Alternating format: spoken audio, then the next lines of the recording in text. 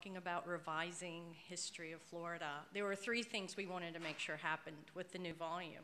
One was we wanted to make sure it came out in the quincentennial year. Yay, did that. The other was we wanted to make sure that everyone had a chance to update, and there were some particular pieces that we wanted to add. We felt that the volume was kind of incomplete.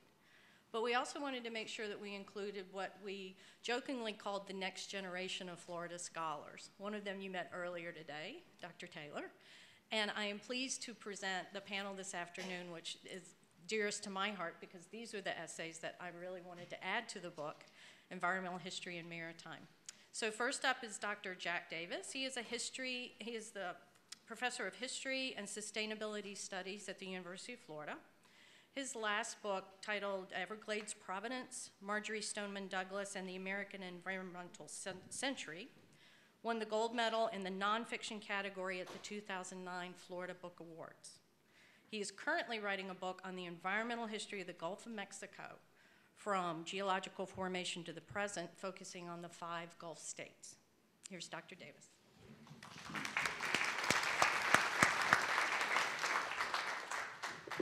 Thank you, Meredith, and I guess I'll move this. Thanks, everybody, for being here. I want to know who it was that scheduled me to follow lunch, but even more so, why was I scheduled to follow Gary Mormino? He's a tough act to follow, always a delight. When Meredith and Mike asked me to write a chapter for the new edition, I was really excited to do so,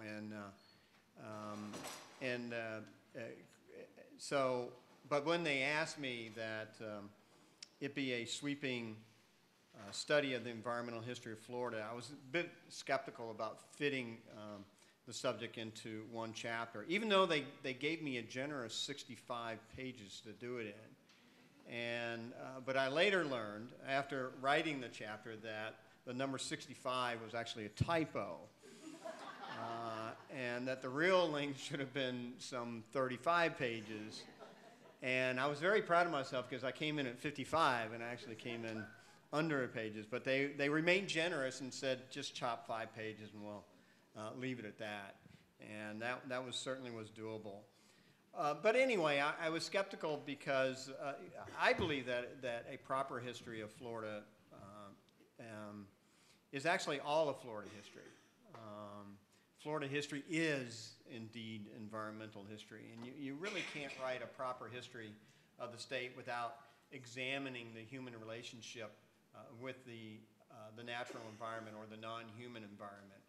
And if we as students of history if we ignore that relationship and we reduce nature to this inert backdrop to the drama of human actions, we really limit the results of our historical inquiry. Now, the pioneers of Florida history, and the pioneers of Southern history for that matter, they incorporated the land into their work, but their successors, for the most part, forgot about it. And there have been exceptions. Of course, there are always exceptions. I used to think that when I arrived at UF, when UF hired me in 2003, I was the first environmental historian to join the history faculty, but that's not quite true. The first was actually a man by the name of Junius Elmore DeVell. He went by J.E. And he joined the department, excuse me, in the 1940s, around the time that he completed his dissertation at Chapel Hill in 1948 on the environmental history of the Everglades. And he went on to write a general history text titled Florida, Historic, Dramatic, Contemporary. I love that title. And he published that in 1952. Which included, included some environmental history. But from there, he went on to write about such exciting topics as the history of the state constitution, and my favorite, the history of Florida banking system. But his contemporary, Charlton Tebeau, who we're all familiar with, included in his classic text, A History of Florida, a wonderful opening chapter titled Natural Endowments and Florida and first inhabitants. But he left the environment behind after writing that chapter, unfortunately. But to his credit, he did write a book on the Everglades, and he wrote a book on the 10,000 Islands. And his contemporaries and friends, Jack and Catherine Hanna at Rollins College, they also in the 1940s wrote books about Florida's environmental history, or some aspect thereof. Their most popular book, well-known book, is Lake Okeechobee. And then, of course, there was Marjory Stoneman Douglas, who in 1967 published a general history text of Florida, which I think is really excellent, but is almost all but forgotten, titled Florida, the Long Frontier. And with the Long Frontier referred to Florida's frontier both chronologically and geographically. And so my point is that I was glad to learn that Mike and Meredith wanted a chapter on environmental history. And Mike, sensing my hesitation, suggested hitting the highlights. This coming from a guy who can do Florida history in 40 minutes, to another who had recently published a 750-page book. But I took inspiration from the 40-Minute Man, and I thought, well, maybe I can actually do this. And I wanted to do it. I really wanted to do it. And in part, I wanted to do it because I saw it as an opportunity to show the non-practitioners what exactly environmental history is. And many working outside of the field of environmental history have this vague notion that environmental history is about how humans have changed the environment. Well, that's part of it, but only part of it. And alone, that's not it at all. Environmental history is about relationships, specifically relationships between humans and the non-human natural world. And taking this point a bit further, when thinking of environmental history, we should avoid the trap of conceptualizing it as nothing more than the study of the human impact on nature, as I said. We should instead begin with the premise that the natural environment was not this passive object which humans simply contemplated or exploited or protected. It was instead an active variable that shaped the course of American history and, of course, Florida history. And throughout human history, physical surroundings to a large extent determine the ways in which humans organize their lives.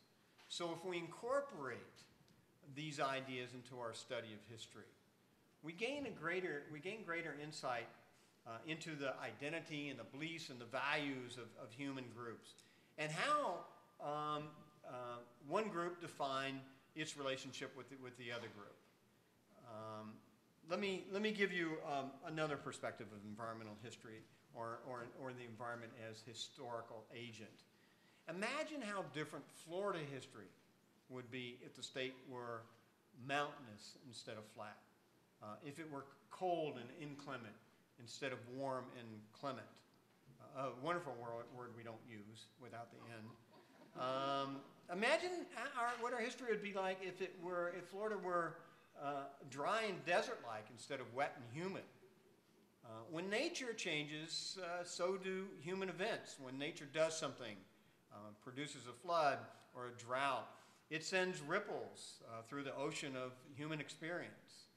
And Florida's history is bound tightly to nature. I think environmental history is important for another reason, too.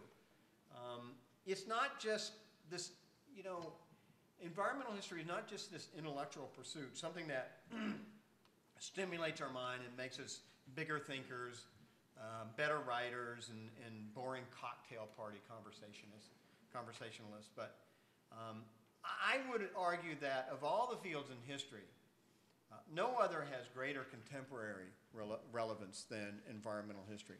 Now, some may have as much relevance, but I don't think any surpasses the contemporary relevance of environmental history. The big challenges we face in the 21st century, water shortages, climate change, sea level rise, resource depletion, those lead to the other events, other issues, other concerns that we have, economic concerns, terrorists, international conflict, internal conflict, political conflict. Those things arise. Those things emerge from the big problems, the big environmental problems we are facing in the 21st century. And they have historical roots that date back in American history to the Columbian Exchange. Columbus coming here with his pigs and all those nasty little weed sieves and the rats and everything else that changed the ecology of the New World. And some environmental historians would actually say that the roots of our environmental problems we face today actually go back to the innovation of agriculture some 10 or 12,000 years ago. But however, whatever your argument is with regard to the origins of our environmental issues, our state, we all know this, and I'm just preaching to the choir here. Our state suffers from great historical amnesia. And because we haven't traditionally emphasized environmental history, we don't really know what Florida was really like. Say at the time the first tarpon was hooked with a rod and reel in 1885 near Fort Myers and ignited new excitement in the international sport fishing crowd and turned the interest of excursionists, as vacationers were once called, away from the springs and rivers of interior Florida to the coast before beachgoing became popular. A wild fish did this. Our coastal economy, our tourism, vacation economy, owes its existence largely to this wild fish, this tarpon. And also the problem in our state with this historical amnesia is that our benchmarks for what once was and what has been lost are constantly shifted forward. From, say, remembering when we just had one Kmart in our town and moderate congestion on our roads, shifting forward to remembering when we had, along with that Kmart, 2 Walmarts and significant congestion on our roads, shifting again to remembering when we had 3 super Walmarts, an empty Kmart store with weeds growing out of its roof and seizing its parking lot, and the clogged 4-lane highway being expanded into 6 lanes with a string of malfunction junctions on the blueprints. And so that's a real problem. And we don't remember. Floridians don't remember what existed for this because they didn't live here. Our governor only moved here in 2007. Excuse me, I have to pause when I mention our governor and sort of recover. One thing we certainly don't remember is when humans accepted nature on its own terms and therefore reaped its beneficence rather than imposed upon it our own terms and as a consequence diminished nature's providence. But also consider this. Whether you're conscious of it or not, humans have always organized, as I said before, they've always organized their lives, their societies, their cultures, even their politics around nature. We still do. Even in this age of air-conditioned shopping malls and tiny windowed houses from which we dare not release our children for fear the sun will zap them dead, or a mosquito will bite them and make them cry, or a branch of a longleaf might crash down on their head. We're squeamish about nature today. And again, in a proper history of Florida, nature converges with history. Florida's water, its shoreline, its beach, its marine and terrestrial wildlife, its climate, its storms that blow across it, the rivers that run through it. All of these things intervened in human affairs, in discoveries, in settlements, in wars and peace. How and where and by what design people built their homes and businesses depended on natural conditions and endowments. Inspirations for what people wrote and what they painted, what they wore, how they spent their leisure time, what they said to each other, how they planned their day, and what they chose as a livelihood, all flowed from an organic setting. Nature gave form to the economy, and nature's wealth or privation determined that of the people, and determined the wealth and privation of their enterprises. So what I wanted to do in this chapter was emphasize the role or the impact of the non-human world on Florida's past, instead of the other way. Instead of the impact of humans on the environment, emphasize the impact of the non-human world on Florida's past, to show nature's capacity in shaping the Florida narrative. And that brought to mind pretty quickly the title of the chapter, Florida by Nature, a survey of extra-human historical agency. I'm sure Mike and Meredith would have preferred I left that subtitle off, but it's there anyway. So in this chapter, I follow the history of the first inhabitants, giving special attention to the Clusa, a people who maintain a sophisticated, thriving, and powerful sedentary civilization for thousands of years without the benefit of agriculture. They were highly unusual hunter-gatherers because they were not nomadic. They didn't need to be. Their food came to them from the Gulf estuaries of South Florida. And anthropologists have determined that 95% of their protein emanated from the ecologically rich bays, sounds, and rivers in their region. And from there, I bring the story of Florida up to the present, stopping along the way to talk about how trees and termites, freezes and water currents, floods, fish, alligators, birds, aquifers, sand, sunset colors, coral reefs, seagrass, sponges, crabs, saw palmettos, and the good old-fashioned standbys, water, climate, and soil, impinge on Florida's human history. And let me share with you before I close a moving moment in the life of an Apalachicola oysterman named Vince Raffield. Raffield is dead now, but I interviewed his widow, Linda Raffield. And she showed me a video interview with him in which he remembered an experience he had when he was a young oysterman in the 1970s. He was out on his skiff on a particular day in Apalachicola Bay. The water was still and the air was still. And he said, quote, "I had sat down to have my lunch. I heard a clicking sound coming from underneath the bottom of my boat, and I got real quiet. I could hear the oyster shells opening and closing on the bottom of that bar, magnified through the hull of my boat. It was my epiphany. I realized right then I was doing something that my daddy done, my granddaddy done, and I was a part of something, nature. You get a tune whenever you're working that kind of oystering and fishing.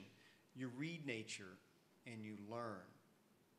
You just become a part of it." End quote. Well, most of the people who read our books and articles and our newspaper screeds, I would argue, don't share Vince Raffield's awareness of the relationship between nature and humankind.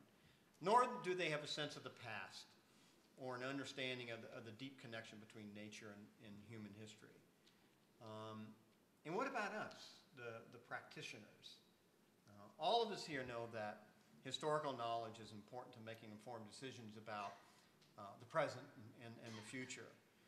And I'm not talking simply about being condemned to repeating the past or failing to remember it. Historical knowledge, it enlarges our experience with the world around us. It keeps us alert. Historical knowledge heightens our consciousness. It cultivates and fine-tunes sensibilities. It prepares our inner life for revelations from exterior life. It helps us define our identity as individuals and as a people. It reminds us of our limitations and fallibility, but historical knowledge also reminds us of our potentials and strengths. And when we do exhibit an awareness of the past, we usually don't think of nature's place in history. It complicates things, it muddies things. People may seem to be the ultimate determinant of their lives. They want to think of the past that way. Even when accounting for mistakes and mishaps and spontaneity, they think that way. But people are not alone as they think. And they are not as alone as even historians think. Thank you.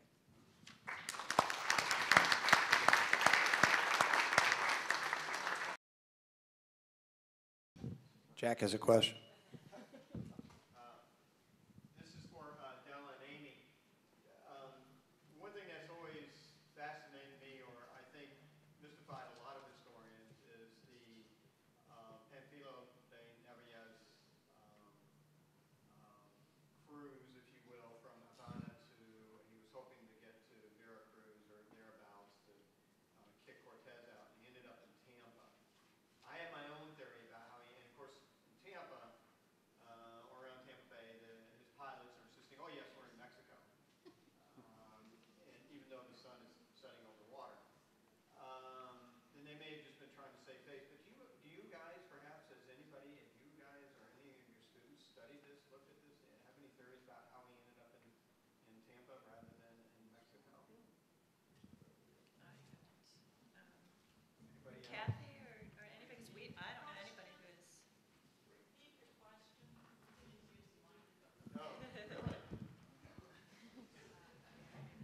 So Panfilo de Narvaez left Havana in, 1528, I think it was, to go to Mexico and kick Cortez out and take the gold and silver for himself. And he left with the bows of his, I think it was 4 or 5 or 6 ships pointed west. And they ended up in Tampa, or Tampa Bay thereabouts. And I have my own theory of how they ended up in Tampa, thinking they were actually in Mexico, and I was just wondering if they had any response to that.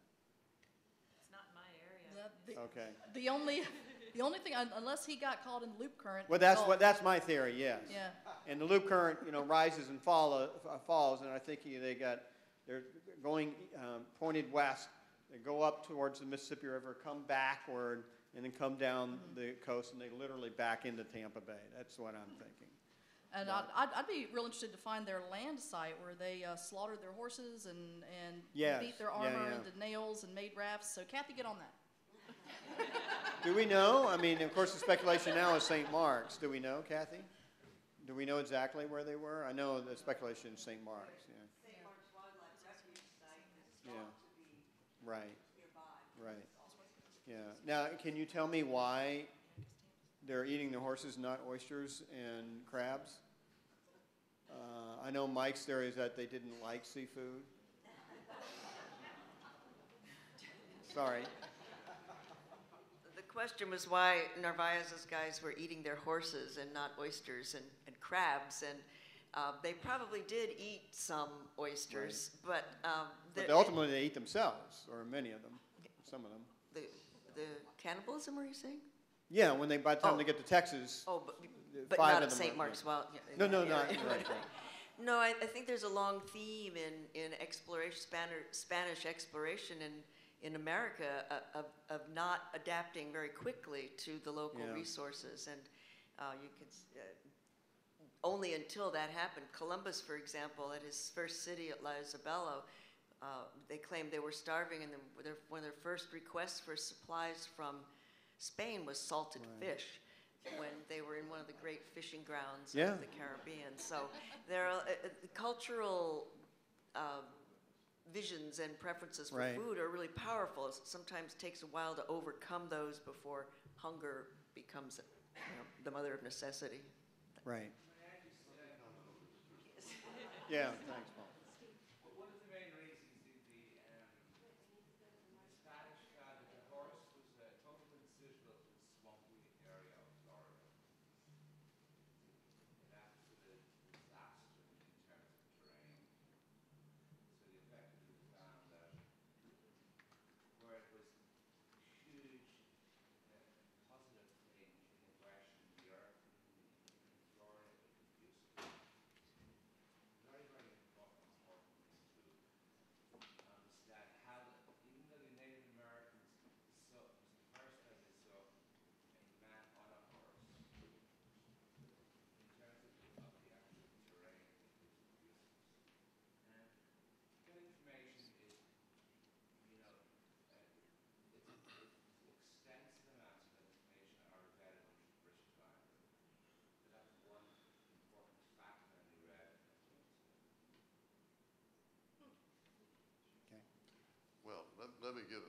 slightly different take. First of all, Andres Resendez has popularized the idea that they got on the Loop Current and somehow got to Florida.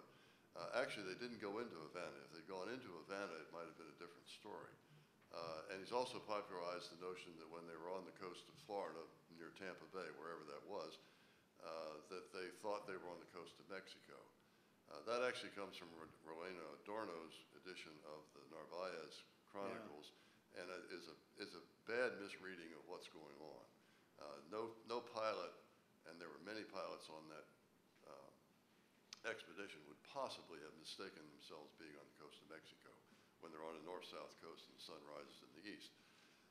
What they were arguing about was really where they were relative to a bay which is either called Bahia Honda, the deep bay, or the Bay of Holy Spirit. Now, the Bay of the Holy Spirit is one of those places that moves around. We can talk about where the other one was. But that's, you know, it may be they got caught in the Loop Current, but I think it's a more reasonable explanation to simply say they got caught in a storm, which is what the narratives actually say, and got blown up onto the coast. And as soon as they got there, then the question was, where are we and how far is it to Mexico? Now, it's about the horses. Once they decided to build the barges and go to sea, they had no more need for the horses. They might as well have eaten them. And then they made the hides into water bottles. And that's why they did that. So that's, you know, those are the more traditional, I should say, explanations as to what happened in that case. The Loop Current's a possibility, but I've talked to people at LSU who know about the Loop Current, and they say, well, it's very unlikely that it would have kicked them that far north and around. Why not that far north? Because in certain times of the year, the Loop Current does it does expand go northward. far north, but it's not as strong a current as Adorno. I mean, Adorno, I know her. She's a wonderful woman, and she's a wonderful scholar of literary matters, but she doesn't know much about the Gulf of Mexico. Right. When all is said and done. Thanks. I was trying to make one of the themes, obviously, of this morning, this afternoon, and yesterday is connections, and I was trying to figure out connections between these three very disparate presentations. And one thing that I came up with is Napoleon Bonaparte Broward.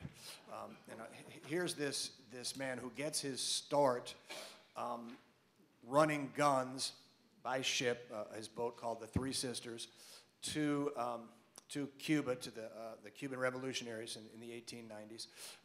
And certainly then we meet him. That's how he gets his name within Florida politics. When he becomes governor, he certainly encourages those people who are interested in draining the Everglades. He becomes known as the major force behind 20th century drainage of the Everglades, and certainly, you know, his connections with Cuba and the Cuban migration allow us to tie into Ray's discussion of the increasing Latinization of Florida in the 20th century, which, interesting enough, is a return to Florida's roots. I think, you know, that's a very different way of looking at what happens with immigration. Florida's going back to where it was, as opposed to, say, New York or any other state, maybe California. Comments on connections that you guys have between, not just Broward, but between what you guys all talked about. Well, I didn't go back that far. Is this on? I didn't go back as far as, the Spanish-American War, but there was a lot of Cuban immigration to places like Key West in the late 19th century, where they have cigar factories in Key West. Later they moved to Tampa, so there were large colonies of Cubans in Key West and Tampa. Many of them were exiles from the revolutionaries escaping a new regime in Cuba. And that continued quite a while. I mean, there was a colony of Cubans in Miami into the early 30s, and then when there was a revolutionary change in Cuba, they went back, and the exiled dictator he came to Miami Beach. So it was like a continual process going on.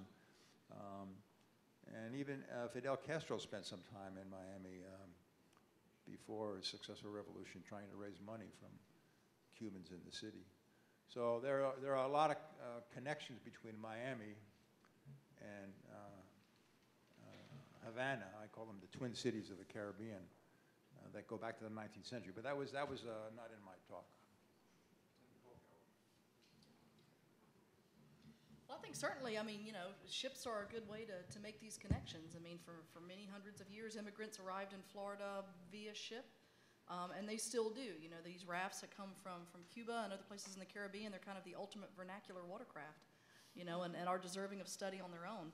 And certainly these watercraft in Florida then, you know, are adapted to environmental conditions. I mean, whether it's Native Americans adapting their craft perfectly for Florida's inland waterways, or snapper fishing vessels coming down from New England and being adapted to Gulf of Mexico conditions. So, you know, I think it is all interconnected. Okay, anybody have any questions, please come to the microphone.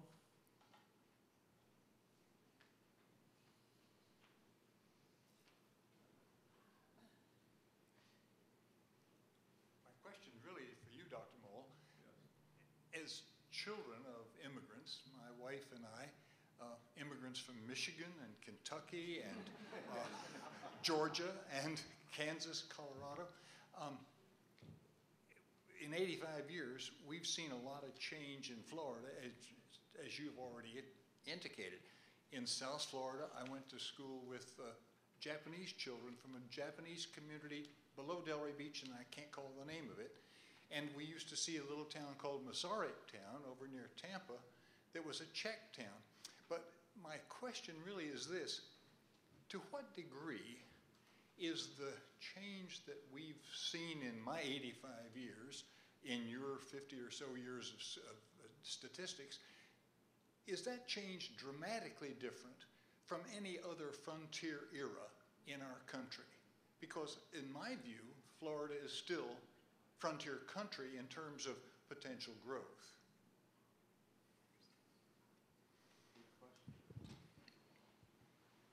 Well, yes, Florida has always been the last frontier, I suppose, or as Marjorie Stoneman Douglas called it, the long frontier, the final frontier. Yes, we've had a lot of internal migration as well. Some of it of people who immigrated to the U.S., like East European Jews who later made a migration after World War II to South Florida, or Asians who enter the U.S. in New York or California, and somehow they end up in Florida. That's almost 600,000 of them. That's quite a few people who are doing some internal migration. Yes, there were some small colonies of Asians in Miami. There was a small colony called Yamato in Boca Raton. There were small colonies of Czechs, and there were Italians and Spaniards in Tampa. But Florida is now one of the 3 or 4 biggest immigration states, along with California, New York, and Illinois, maybe New Jersey. Those 4 or 5 states are getting the bulk of the new immigrants coming into the country right now. So, and that may have been similar to the industrial era when immigrants were going to the places that had big factories and steel mills and mines, and they worked on the railroads, and they went where the jobs are. So I'm not sure that answers your question, but it's been a long pattern, and it's not new in Florida, and it's not new to the country. Anybody else?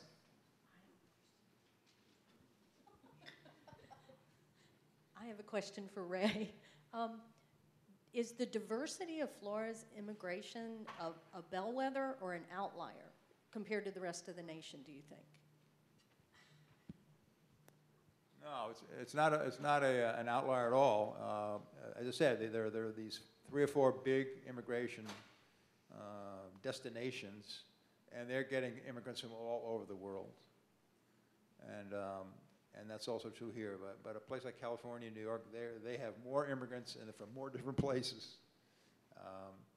and they're concentrated in Chinatowns, and I don't know how many, couple 100,000 Colombians in Queens, New York, and you name it. There are big concentrations of ethnic groups in a lot of the big cities, L.A.,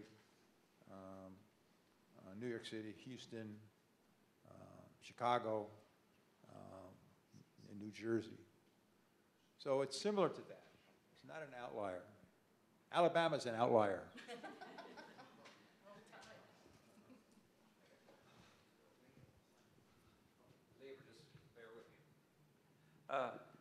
I find an interesting phenomenon of the Puerto Rican influx into Florida. We all, over Florida's last 30 or 40 years, we understand the Cuban influence, and in fact, it affects world influence with their electoral vote. I think we all understand that. But now, all of a sudden, the center of Florida has become a haven for migration from Puerto Rico itself, plus the northern areas that have a large Puerto Rican population, New York, Pennsylvania, New Jersey, North Jersey. And it's quite a phenomenon. It's happening right in front of our eyes, and I don't know if we really know the impact yet. And I think it's only in the beginning of it. You almost sense it's going to become the major immigration in the state, far bigger than maybe the Cuban was. Well, that's how I ended my talk, that this is just the beginning of the future. And the Puerto Ricans' migration is truly astounding. But it started in a very small way with a couple of land developers building communities, recruiting, advertising for Puerto Ricans who've been in New York for a long time. The Puerto Rican migration to New York began right after World War II. Of course, because I guess they're citizens, and they can travel back and forth without a passport, so it's very easy to do. And so they've attracted these retirees from New York, and then they start advertising in Puerto Rico, and retirees, and then others came. There's always a chain migration effect with any kind of large migration, that some people come, and then their friends and family come, and then their neighbors or people from the same village or the same city, they come, and they reconstitute the old communities.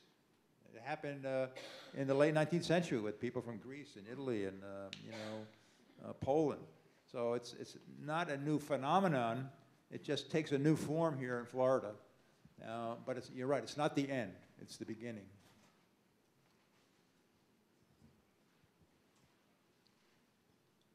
I have a question for Professor Mole, too, or anybody. Yeah. I suspected this would happen. Yeah. Migration. It's a hot issue. Yeah. Migration goes both ways. I mean, people move out of Florida, too. Do you have figures on the out-migration from They're not the immigrants. I suspect. All right. See, go ahead. I'm sorry. Go ahead. Yeah. The thrust of my question is that there seems to be a flow of people out of particularly South Florida toward North Florida. I find so many people here in St. Augustine who say, oh yeah, you're a Miamian? I used to be a Miamian too. But now I'm in North Florida because South Florida's filled up. And we also have sort of the halfway people who retired from New York to Orlando, and now they're in North Carolina because Florida didn't appeal to it. So my question is about migration going the other way. Yes, there's always that out-migration, and some of it depends on the economy. Some of it depends on personal circumstances. Retirees move to Florida, and a spouse dies, and the other spouse moves back to the old hometown in Pennsylvania or New York or wherever. I knew a lot of my professor friends at Florida Atlantic University, where I used to teach, have retired to North Carolina. That seems to be a nice destination. A lot of people from South Florida moved around the Ocala area. They're trying to escape the changes that they didn't like, or maybe they moved to Tallahassee, or, you know, I moved to Alabama, but that was for a job.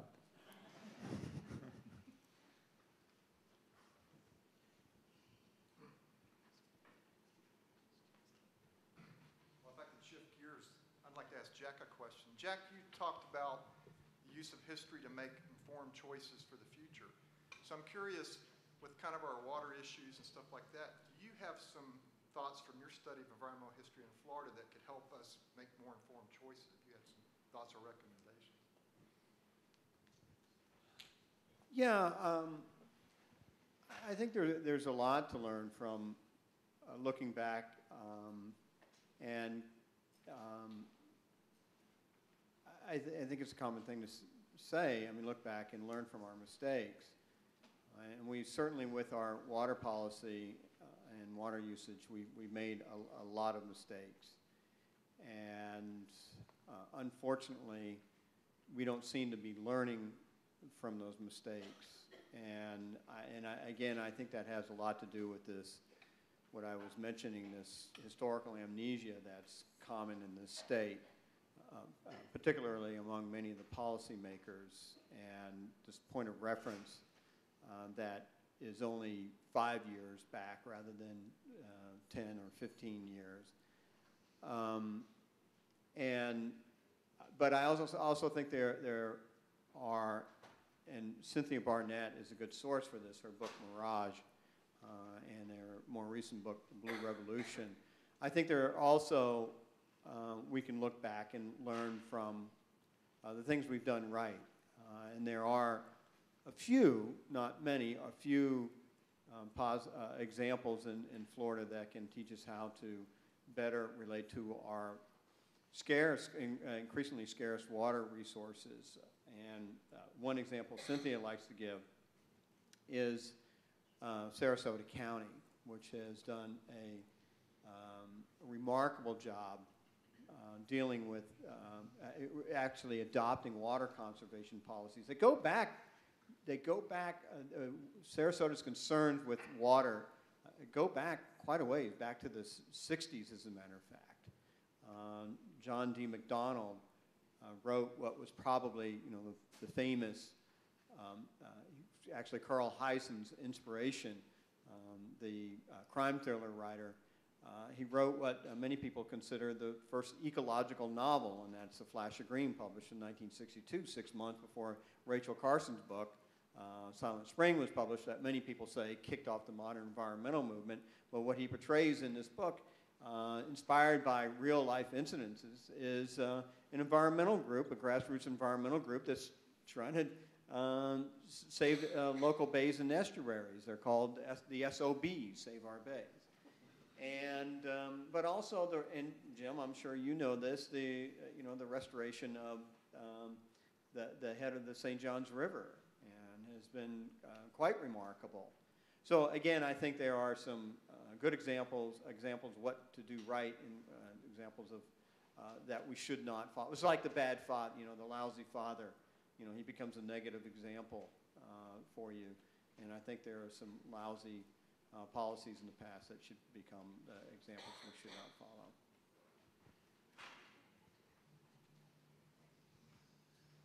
Well, it's 3 o'clock. It's a perfect time to end. Thank you all.